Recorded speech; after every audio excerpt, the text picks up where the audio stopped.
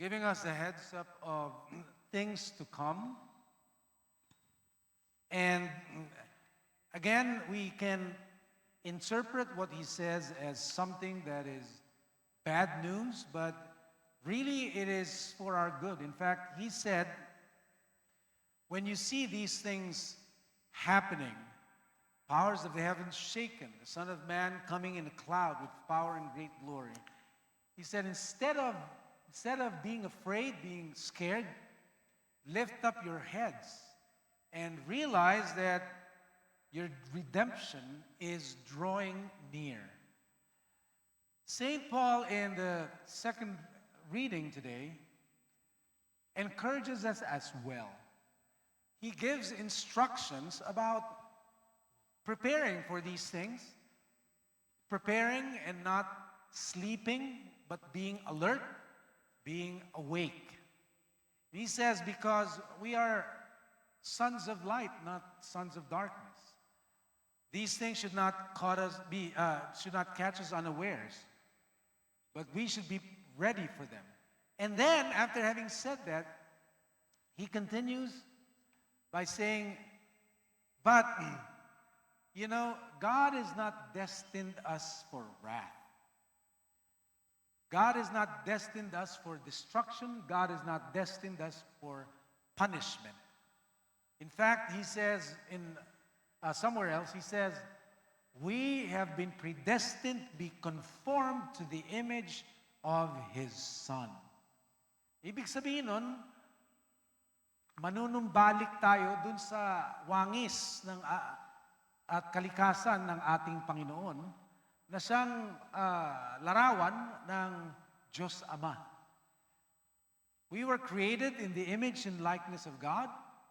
We departed from that likeness when we committed sin, and we became worse and worse, and we became more and more sick with this disease called sin. But Jesus is our Savior. What is He saving us from? From sin. Because sin brings about death. Sin moves us away from being like God and being sinful, being rebellious. But Jesus gets us back on track and saves us from sin so that we can have life by being like God. Kasi yun yung buhay natin eh. Di ba? Ang buhay natin, yung kapareho ng wangis ng Panginoon. Kaya niya tayo binigyan ng hiningahan ng kanyang banal na espiritu dahil katulad ginawa niya tayo ayon sa kanyang wangis, di ba? And so that is life for us. Other than that is death. Ang buhay natin kung anong ginawa ng Panginoon.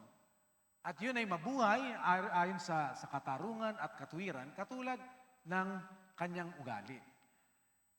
Again, sin came into the picture and brought death into the world. But the thing is this, Jesus is our Savior. And St. Paul says, even if we, in our weakness, fall asleep, kahit hindi tayo maging handa, kahit mamatay tayo sa ating walang kahandaan, he says, Jesus still, when He appears, we will live with Him.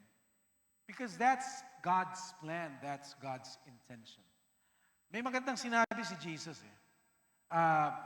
Hanapin lang natin ha. Sabi niya, in the Gospel of John, I think it is, He said something about His teachings. And this is what He said. He who rejects me, if anyone hears my sayings, okay, my teachings, and does not keep them, I do not judge him. I do not condemn him. For I did not come to judge the world, but to save it. Actually, he only echoes what he already said to Nicodemus when he said after John 3:16, sabi niya, for God so loved the world, that He sent His only Son Whoever would believe in him would not perish, but would have eternal life.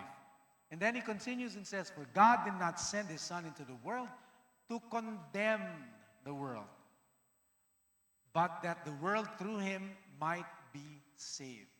Alam ng Panginoon na nagkakasala tayo. Hindi siya pumunta dito para lalo pang idiin yung pagkakasala natin at lalo pang ipamukha sa atin. Alam na natin yun, nabubuhay na tayo sa kasalanan. Alam na natin yun.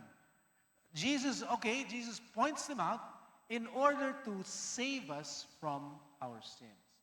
Now, ang tanong dito ng iba, ganun naman pala parang kinukonsinti ng Panginoon. Hindi, lagi nang sinasagot ni San Pablo yan Sinasabi niya, ganun naman pala Napakabait pala ng Panginoon natin, kahit pala tayo ay mabigo. Even if we fail, even if we are disobedient, Jesus says, even if people hear my sayings and don't do them, I still will not condemn them. What will I do? I will save them.